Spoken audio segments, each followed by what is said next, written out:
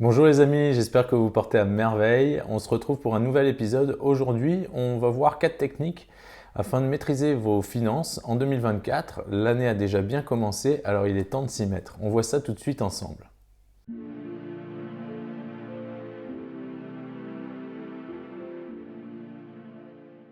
Je me réjouis de vous retrouver aujourd'hui pour un nouvel épisode. On va parler de 4 techniques qui vont vous permettre de maîtriser vos finances en 2024. L'année a déjà bien commencé, alors il est temps de s'y mettre. J'aurais peut-être dû faire cette vidéo plus tôt, mais mieux vaut tard que jamais. Pour les nouveaux ici, pour ceux qui ne me connaissent pas, je m'appelle Mathieu, je suis entrepreneur et j'ai créé cette chaîne afin de partager avec vous les connaissances que j'ai pu apprendre tout au long de mon parcours, mais aussi les erreurs que j'ai pu faire afin de vous éviter de faire les mêmes et de vous faire gagner du temps.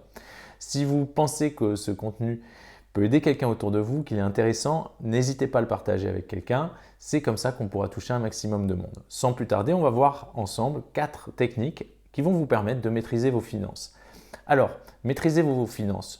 Chaque personne maîtrise plus ou moins ses finances. On a d'un côté les gens qui sont à fond dedans et qui vont avoir un tableur Excel avec tout, peut-être même connecté avec la banque parce qu'on est en 2024 et qu'aujourd'hui on a ce type de fonctionnalité à notre disposition. Et de l'autre côté, il y a ceux qui sont complètement à vue, qui, bon, ça rentre en début de mois et puis ils dépensent et puis à la fin du mois, on est à peu près là où on est et puis on continue ainsi.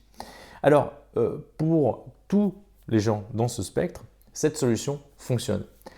Ce n'est pas la solution où on va prendre un tableur Excel et on va tout lister, mais on va quand même prendre un moment pour faire son budget, mais de façon simplifiée. Ça va nous prendre 2-3 heures au maximum, mais ça nous permet de savoir où on en est. Et l'idée là, c'est pas de lister chaque dépense dans un tableur Excel, même si c'est très bien de le faire, si vous en avez l'envie bien sûr, mais ça va être plutôt de se dire j'ai 3 grands groupes de dépenses. Donc j'ai mes revenus qui arrivent et qu'est-ce que je vais faire avec cet argent? Premier groupe de dépenses, ça va être vos charges fixes, ce dont vous avez besoin tous les mois. La plupart du temps, on considère que c'est le loyer, les assurances, l'électricité, l'énergie, le gaz, vos abonnements téléphone et Internet. Donc les choses qui sont incompressibles et on ajoute à ça, bien sûr, également les courses pour remplir son frigo. Ça vous donne vos charges fixes. Alors c'est tout simple, vous prenez votre application, vous regardez, vous listez et vous mettez tout ça dans un groupe. Ce groupe, idéalement, il ne doit pas dépasser 50 à 60% de vos revenus totaux. Idéalement, le plus petit, c'est le mieux parce que ça vous laisse de l'argent pour les 2 autres groupes.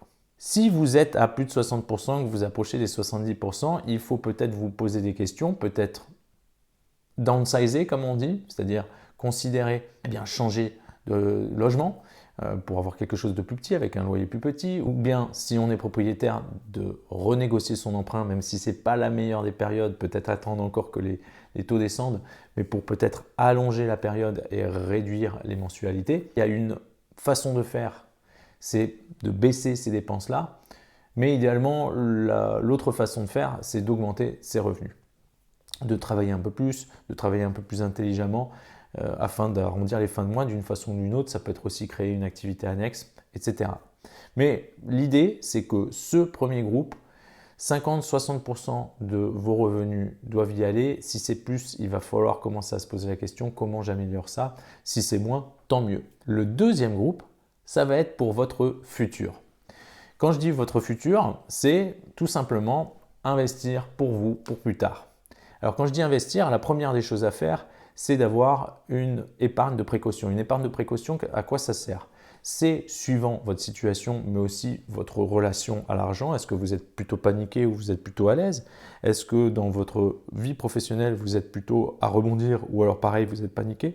Donc ça peut être de 3, 6 à 9, voire 12 mois de vos charges fixes sur un compte. Pour ça, je vous conseille le livret A, c'est super simple. Et avoir cette somme de côté, là, tranquillement, qui dort, oui, qui dort, ça vous permet d'avoir la sérénité de vous dire si une tuile arrive, ça peut être vous perdez votre emploi, ça peut être vous avez un accident, vous ne pouvez pas travailler, ça peut être la machine à laver elle pète ou la voiture elle pète. Eh bien, vous avez cette épargne de précaution qui vous permet de puiser dedans afin de subvenir à vos besoins ponctuels et de ne pas avoir à être en panique parce que vous n'avez pas d'argent à la fin du mois. Donc ça, c'est super à mettre en place, mais une fois que ça s'est en place, eh bien, toujours dans ce groupe futur, eh bien, il va falloir investir. Idéalement, soit dans l'immobilier, soit dans les marchés financiers. Le plus facile, la plupart du temps, c'est dans les marchés financiers, mais si vous avez une sensibilité immobilière, ça peut être de l'immobilier. Et si vous ne voulez pas vous embêter avec justement rechercher de l'IMO, ensuite faire tous les papiers, la promesse de vente, la promesse d'achat, le compromis de vente, ensuite aller chez le notaire, payer le notaire en plus, et ensuite vous avez les clés, il va falloir faire les travaux, les états des lieux, mettre un locataire. Une solution pour vous, ça peut être les SCPI. Pour ceux qui ne savent pas comment ça fonctionne, une SCPI, Société Civile de Placement Immobilier, je vous invite à aller voir l'épisode concernant les SCPI. Mais l'idée, c'est d'investir pour votre futur et de faire travailler l'argent pour vous. Et ce groupe-là, c'est à peu près 10 à 20% de vos revenus mensuels. Si c'est plus, tant mieux. Mais moins de 10, c'est un peu dommage parce que vous n'allez pas faire travailler votre argent pour votre futur. Et quand on place notre argent, le temps c'est notre allié. Le fait de mettre aussi un peu tous les mois en investissant, c'est notre allié. Donc si vous êtes à moins de 10%, ce n'est pas idéal. 10-20%, on est quand même dans la bonne fourchette. Et donc le troisième groupe, eh bien, c'est le groupe que j'appelle Fun. Dans ce groupe-là, on va avoir entre 20, suivant les deux autres premiers groupes, on va avoir entre 20 à 30% eh bien, de nos revenus qui vont dans ce groupe-là. Et ça, eh bien, c'est tout ce que vous faites en extra. Ça peut être votre abonnement à la salle, ça peut être vos vacances, vos sorties, vos fringues, votre Netflix, etc. Dans les charges fixes, c'est vraiment ce dont vous avez besoin pour vivre. Donc Netflix, ça ne va pas dedans. Bien sûr, encore une fois, plus ce groupe est grand, tant mieux pour vous. Mais c'est bien de se donner à peu près 20 à 30% de nos revenus pour se faire plaisir, pour faire les choses que l'on aime, tout en se disant qu'on va garder cet argent pour faire les choses que l'on aime et pour aussi peut-être ne pas faire ce que l'on n'aime pas. Si vous n'aimez pas faire le ménage, eh bien ça peut être dans ce groupe-là que vous avez budgétisé une part d'argent pour peut-être payer quelqu'un pour le ménage, 20 € par semaine par exemple, pour vous donner un coup de main et ne pas avoir à faire des tâches que vous n'aimez pas.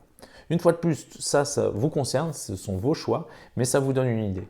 Premier groupe, les charges fixes, ce qui n'est pas compressible ou très peu, ce dont vous avez vraiment besoin pour vivre, 50 à 60% de vos revenus. Ensuite, le deuxième groupe, c'est pour votre futur. Donc d'abord votre épargne de précaution et deuxièmement, investir 10 à 20% de ce que vous gagnez chaque mois. Et ensuite, le groupe Fun, 20 à 30%. Et donc ça, c'est pour tout ce que vous voulez faire, pour vous habiller, etc. Naturellement, le premier groupe, si vous arrivez à le compresser, eh bien, vous allez pouvoir dégager de l'argent pour les deux autres groupes. Et aussi, si vous augmentez vos revenus, vous avez une promotion, vous avez une prime, etc. Ce que je vous conseille, c'est de ne pas augmenter vos charges fixes, c'est-à-dire de ne pas améliorer votre style de vie. Vous avez une promotion professionnelle, eh bien, ce n'est pas forcément le moment de vous dire je vais m'acheter une meilleure voiture ou je vais prendre un appartement plus grand. Peut-être conserver le même style de vie et ça va vous permettre justement de dégager de l'argent pour le groupe futur et pour votre groupe Fun. C'est quelque chose à prendre en considération. Est-ce que vous avez vraiment besoin de cette voiture ou de ces quelques mètres carrés supplémentaires ou de changer de quartier? Posez-vous la question, c'est toujours intéressant. Mais souvent, ce qui se passe, c'est que quand on a un salaire et qu'on a justement des primes ou alors une promotion professionnelle, on a tendance à augmenter notre niveau de vie en même temps. Et en fait, on ne prend jamais l'avance sur notre argent parce qu'on est tout le temps en train d'augmenter en même temps qu'on augmente. Et donc, la part qu'on peut accorder à notre futur ou à notre fun ne change pas beaucoup. Et donc, c'est un petit conseil que j'ai pour vous. Moi, c'est une décision que j'ai prise, c'est de me dire, bon, je vis très bien comme je vis aujourd'hui. Si je gagne plus, eh bien, je vais mettre plus dans mon fonds pour mon futur et mettre plus dans mon fonds pour mon fun, tout simplement. La deuxième chose à mettre en place, et ça c'est pour vous apporter de la sérénité, on vient d'en parler, c'est votre épargne de précaution. C'est super important l'épargne de précaution et comprenez bien à quoi ça sert. Une épargne de précaution, c'est si vous avez une tuile, eh bien vous avez cet argent qui dort, qui est là au cas où. Alors oui, il dort, vous ne l'avez pas placé parce que vous avez besoin qu'il soit tout de suite disponible si il vous arrive quelque chose. Mais le fait d'avoir cet argent-là, eh bien ça vous amène une certaine sérénité. Alors, comme je le disais un peu plus tôt, la plupart du temps, on compte en mois de charges fixes. Si vous êtes jeune et célibataire, ça peut être 3 mois de vos charges fixes parce qu'au pire, vous pouvez trouver un petit boulot si vous avez quelque chose, si vous arrive quelque chose, vous perdez votre travail ou quoi que ce soit. Bon, vous n'avez pas beaucoup de dépenses peut-être, vous n'avez pas une voiture à 50 000 euros et s'il y a des réparations qui vont aller avec, etc. Donc peut-être que 3 mois de vos charges fixes, ça suffit. Et puis si vous êtes un peu plus précautionneux, vous voulez être un peu plus à l'aise dans votre tête, on peut aller jusqu'à 6 mois. Et ensuite, bien sûr, pour les gens qui ont vraiment besoin de se dire « je suis tranquille », eh bien, on peut étendre à 9 voire 12 mois pour les gens qui ont des enfants ou qui ont diverses autres responsabilités ou qui ont peut-être des revenus qui ne sont pas fixes tous les mois, qui ont une évolution en fonction des ventes, de l'activité professionnelle, etc. Eh bien, pour avoir cette sérénité, on peut étendre l'horizon à 9 ou 12 mois. Par exemple, moi, là aujourd'hui, j'ai 12 mois d'avance de mes charges fixes. Et comme ça, je suis tranquille. Je me dis, si j'ai une tuile, eh bien, là, j'ai 1 an devant moi pour pouvoir voir venir. Je suis plutôt tranquille. Je me dis, en 1 an, j'ai le temps de rebondir, de me trouver quelque chose d'autre si jamais j'avais un problème, etc. Donc ça, c'est vraiment subjectif, ça ne tient qu'à vous. Mais trouvez vraiment le montant. Comme je le disais, on prend souvent les charges fixes et on multiplie par le nombre de mois. Mais si vous dites, j'ai besoin de 9 000 euros sur un compte pour être tranquille, eh bien, ça marche aussi. Ça n'a pas besoin d'être un multiple de vos charges fixes. C'est juste pour l'exercice, c'est plus facile.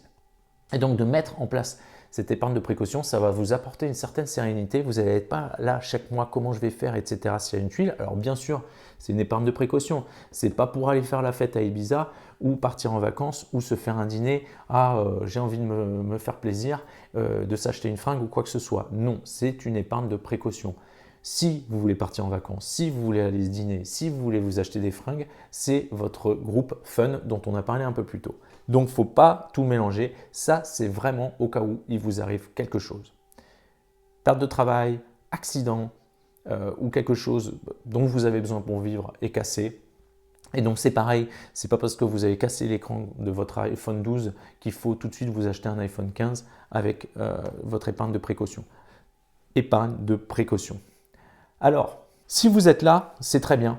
Bravo. Franchement, très bien. Et ça ne sert à rien de mettre plus de côté sur votre livret A ou sur votre LDD où vous avez accès tout de suite. Je vous conseillerais de le reste, eh bien, allez l'investir soit dans de l'immobilier, soit dans les marchés financiers. Parce que cet argent, il ne rapporte pas grand-chose et limite avec l'inflation, il perd en valeur. Donc, ce n'est pas non plus idéal d'avoir une épargne de précaution de 50 ou 100 000 euros parce que bêtement, là, ça devient contre-productif et vaut mieux le surplus, eh bien, le placer pour faire travailler l'argent pour nous. Si vous n'êtes pas encore là, si vous n'avez pas cette épargne de précaution, et là, je pense que vous êtes beaucoup dans ce cas-là, eh bien, il va falloir faire un plan de comment on y arrive. C'est-à-dire, ok, j'ai besoin de temps et temps. Eh bien, combien j'alloue de mes revenus mensuels pour arriver à mon objectif de l'épargne de précaution? Comme on l'a vu un peu plus tôt, ça fait partie du groupe futur. Donc 10 à 20% de ce que vous faites chaque mois devrait partir là-dedans si votre épargne de précaution n'est pas encore constituée. Et ça vous permet eh bien, justement de vous projeter et de vous dire « Ok, alors admettons, j'ai besoin de 10 000 euros. Vous faites 2 000 euros par mois. On va prendre, allez, 10%. Donc 10% de 2 000 euros, ça fait 200 euros. En combien de temps je vais arriver à 8 000 euros? Donc là, vous voyez, ça fait déjà pas mal de mois. Donc si vous arrivez à trouver un coup d'accélérateur, ça peut être une prime à laquelle vous ne touchez pas et que vous mettez de côté. Ça peut être développer une activité annexe pour justement mettre tous les revenus de cette activité dans cette épargne de précaution. Mais justement, vous faire un plan, réfléchir à en combien de temps vous pouvez y arriver, c'est super important parce qu'une fois de plus, ça vous donne un objectif, ça vous permet eh bien, de vous projeter et de vous dire « Ok, à ce moment-là, j'aurai mon épargne de précaution, je serai tranquille et ensuite, je vais pouvoir préparer encore mieux mon avenir. » Et pour garder ça de façon facile, eh bien, votre épargne de précaution, vous pouvez la garder sur un livret réglementé, livret A, LDD. Et de la même façon, si vous voulez aussi que ce soit plus facile dans votre tête, pour les 3 groupes dont on a parlé un peu plus tôt, vous pouvez avoir 3 comptes différents. Ça peut être pour vos charges fixes, votre compte courant. Pour votre futur, ça peut être votre livret A. Et pour tout ce qui est fun, ça peut être votre livret de développement durable. Ça vous permet de compartimenter. En début de mois, quand l'argent tombe, vous savez que vous laissez sur votre compte courant ça parce que vous allez avoir ça en dépenses. Ensuite, eh bien, vous mettez une partie sur votre livret A pour votre épargne de précaution et pour votre futur, investir, etc. Et ensuite, la partie fun, vous la mettez sur votre LDD. Sur ces livrets en plus, on a quand même des intérêts, donc ça permet de faire un petit peu travailler l'argent. C'est une solution simple et de mettre ça en place et de réfléchir à comment je vais arriver à mon épargne de précaution, au montant, en combien de temps, etc. Ça va vous prendre quoi? Une demi-heure à tout casser.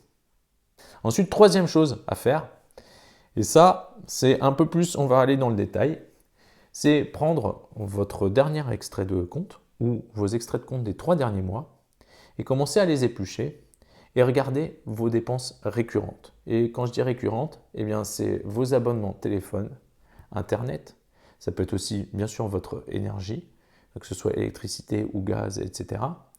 Ça peut être aussi votre Netflix, votre abonnement à la gym, etc. Et commencer à voir si vous ne pouvez pas faire des économies dans ces dépenses récurrentes. Comment faire? Eh bien c'est tout simple. Si vous avez un abonnement Internet et un abonnement mobile, peut-être trouver une offre où vous avez Internet et mobile ensemble pour moins cher. Ça peut être aussi de faire jouer la concurrence. Vous avez votre abonnement depuis peut-être 2 ans, eh bien regardez un peu les offres actuelles. Admettons que vous êtes chez Bouygues et vous voyez qu'il y a une offre qui est mieux que ce que vous avez aujourd'hui, eh bien vous les appelez, vous leur dites que vous voulez cette offre-là, ils vont vous dire « Ah mais c'est que pour les nouveaux clients ». Vous leur répondez « C'est pas grave, je résilie ma ligne, il n'y a aucun souci. En plus, vous pouvez garder votre numéro et vous allez voir, là, comme par magie, vous avez droit à cette nouvelle offre. » Donc vous pouvez gagner comme ça 5, 10, 20 euros. Ensuite, pareil, sur l'électricité et le gaz. Aujourd'hui, il y a différents acteurs sur ce marché-là. Je vous invite à voir si vous ne pouvez pas faire jouer la concurrence pour baisser un peu vos factures. Pareil pour les assurances. Alors bien sûr, ça va prendre du temps, vous avez plusieurs assurances, il va falloir les éplucher, il va falloir aller demander des offres, des devis, mais ça vaut le coup parce qu'une fois de plus, sur assurance habitation, assurance de la voiture, assurance mutuelle, assurance professionnelle pour certains, eh bien, si vous arrivez à renégocier peut-être ces contrats-là, vous allez encore une fois peut-être gagner 10, 30, 50 euros chaque mois en renégociant. Donc, comme je le disais, un peu plus de travail, mais ça vaut le coup. Et vous allez me dire, mais Mathieu, 10, 20 euros là, 30 euros là, 50 euros là, c'est pas grand-chose. C'est pas grand-chose? Dites-vous que 70 euros par mois, c'est 840 euros par an. 840 euros par an que vous gagnez, que vous ne dépensez pas, eh bien, qui sont pour vous et que vous pouvez mettre dans votre groupe fun si vous voulez. Donc, si vous ne voulez pas de ces 840 euros, ne faites rien, il n'y a pas de souci. Mais moi, je vous invite quand même à essayer de voir là où vous pouvez gagner de l'argent. Pour Netflix, ça peut être aussi de partager votre abonnement avec des amis. Plutôt que vous vous réunissez à 5, vous divisez l'abonnement Netflix en 5, chacun paye à 1, l'autre partage avec tout le monde. Boum, vous avez encore gagné peut-être 5 ou 10 euros. Et ainsi de suite, votre abonnement à la salle, voir s'il n'y a pas une autre salle ou si vous ne pouvez pas aller les voir et leur dire « Ah voilà, est-ce qu'il n'y a pas moyen d'avoir une offre? Ça fait longtemps que je suis chez vous, etc. » Toujours, allez négocier, demander, poser la question. Si vous ne posez pas la question, rien ne va se passer. Si vous posez la question, au pire, vous aurez un non.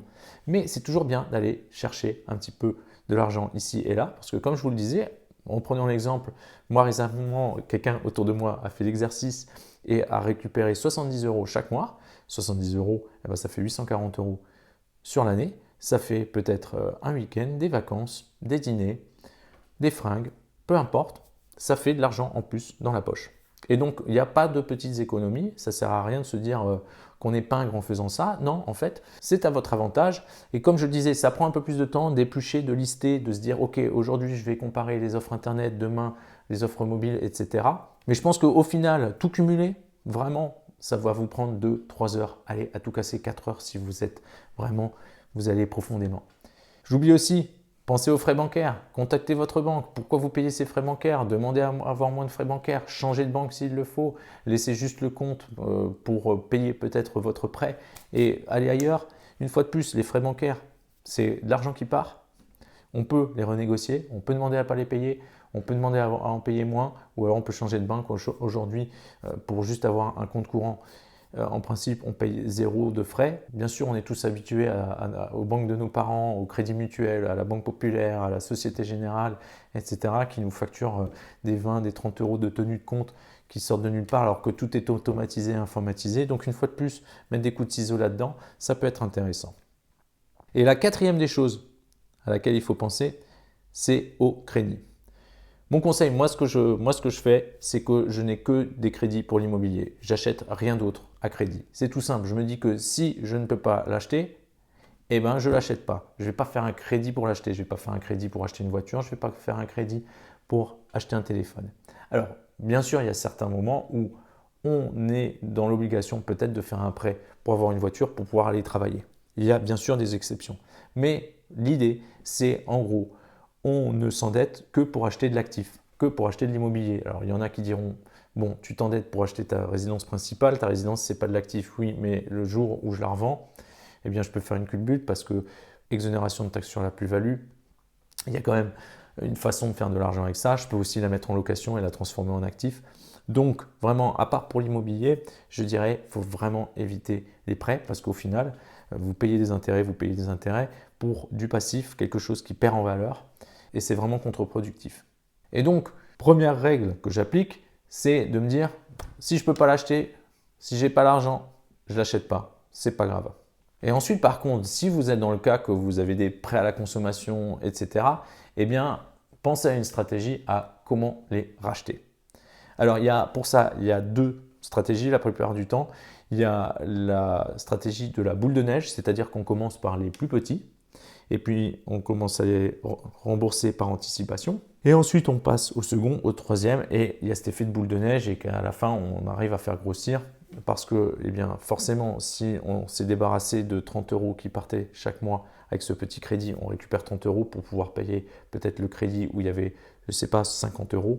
Et ensuite, une fois qu'on se débarrasse du 50 €, eh bien, on a les 30 et les 50, ça fait 80 pour le crédit d'après, Ça, c'est souvent la technique qui parle le plus aux gens parce que quand on la met en application, eh bien, on se rend compte que c'est plutôt facile. Ça ne fait pas trop peur et qu'au final, le premier crédit dont on va se débarrasser, ça va permettre d'alimenter le rachat du deuxième et ainsi de suite. L'autre technique, c'est la technique de l'avalanche. L'avalanche, c'est on s'attaque au plus gros crédit, on essaie de le rembourser le plus vite possible et de la même façon qu'avant, les petites mensualités ont permis d'alimenter les remboursements des plus grosses mensualités, et bien là, dans la technique de l'avalanche, c'est l'inverse, c'est-à-dire qu'en libérant la plus grosse mensualité, on peut ensuite arroser tous les plus petits crédits pour les racheter le plus vite possible. L'idée, c'est de sortir de ces crédits le plus vite possible, quitte à justement utiliser un peu d'argent qu'on a mis dans notre fonds fun ou d'argent qu'on a mis dans notre groupe futur. Pourquoi? Parce que le plus vite vous vous débarrassez de cet argent qui part tous les mois, le plus vite vous allez pouvoir utiliser cet argent à nouveau, et bien peut-être pour votre fun ou pour votre futur. Donc se débarrasser de ça, juste garder ces crédits immobiliers. Et une fois de plus, les crédits immobiliers, bien sûr, si vous l'avez fait il y a quelques années, là ça ne sert à rien de le renégocier. Mais pour ceux qui ont fait un crédit là dans les 2 dernières années, eh bien les taux commencent à redescendre et donc peut-être songer à renégocier ou voir les termes du contrat. Des fois, les contrats, on ne peut pas renégocier avant 3 ans, etc. Mais se dire, OK, renégocier son crédit, essayer de diminuer, et même si c'est quelques dizaines d'euros, eh bien sa mensualité. Et on peut aussi considérer, quand on fait un prêt immobilier, il y a l'assurance décès invalidité, l'ADI, eh bien c'est pareil, c'est renégocier l'ADI. Si vous l'avez prise avec votre banque qui vous a fourni le prêt, vous n'êtes pas obligé de la conserver là-bas. Vous pouvez faire un appel à un autre assureur. Et donc, une fois de plus, vous pouvez mettre en concurrence, vous pouvez faire appel à un courtier en assurance pour ça. Et souvent, sur l'assurance décès invalidité, eh bien, on peut gagner plusieurs milliers d'euros sur justement la durée du prêt. Ça peut être très, très intéressant. Une fois de plus, ça va vous prendre du temps, mais ça vaut le coup de vous y mettre parce que ça va vous dégager de l'argent pour votre futur, pour vous et pour votre groupe fun. Plutôt pas mal, non? Donc le temps pour faire ça, je dirais, il est entre 2 et 4 heures, suivant le nombre de prêts que vous avez. Je vous invite donc à choisir la stratégie que vous préférez, si vous avez des prêts, c'est-à-dire la stratégie de la boule de neige ou la stratégie de l'avalanche, de vous faire un plan, de vous faire les calculs. Ok, alors si je rachète ce prêt-là, à ce moment-là, ça s'arrête là, je récupère la mensualité, je peux arroser sur les autres, etc. et de vous faire un plan. Et comme ça, une fois de plus, vous allez vous dire, ok, dans 5 mois, je suis sorti de ce prêt-là. Dans 9 mois, je suis sorti de celui-là, etc. Et justement, de pouvoir vous projeter et de vous donner des objectifs et de pouvoir alimenter vos projets. Voilà les amis pour aujourd'hui, 4 techniques pour maîtriser vos finances. J'espère que ces quelques trucs et astuces que j'emploie et qui ne sont pas non plus très sorciers vont vous aider. Je vous invite vraiment à les mettre en place. Ça va vous donner de la sérénité parce que vous allez avoir de l'argent de côté, mais aussi parce que vous n'êtes pas dans le brouillard, vous savez où vous allez. Parce que si vous avez des objectifs aussi, eh bien, ça va vous permettre de vous dire comment j'atteins mes objectifs. Parce que si vous vous dites juste je vais y arriver comme ça va sans doute pas marcher. Donc vraiment, ces choses-là, c'est un petit peu enquiquinant à faire, je vous le concède. Ça va vous demander un peu de temps, un peu de travail, je vous le concède, mais ça va vous apporter une certaine tranquillité. Et dans votre relation à l'argent, ça va vous permettre justement d'équilibrer peut-être certaines choses et aussi de reprendre la main plutôt que vous dire je suis complètement dépassé comme pas mal de gens autour de moi me le disent. J'espère en tout cas que cet épisode vous a plu. Si vous pensez que ces conseils et ces techniques peuvent aider quelqu'un autour de vous, n'hésitez pas à le partager avec cette personne. C'est comme ça qu'on pourra aider un maximum de monde. Moi, je me réjouis bien sûr de vous retrouver bientôt pour un nouvel épisode. D'ici là, vous pouvez me laisser un commentaire, me poser une question si quelque chose n'était pas clair. Je me ferai un plaisir que de vous répondre. Si vous voulez me mettre le sourire, mettez un petit like. C'est toujours bien pour l'algorithme. Naturellement, vous voulez être prévenu dès qu'il y a un nouvel épisode, vous appuyez sur la cloche, vous vous abonnez, comme ça vous ne loupez pas un épisode. On se revoit bien entendu très vite pour un nouvel épisode. Moi, en attendant, je vous dis prenez soin de vous et à très bientôt.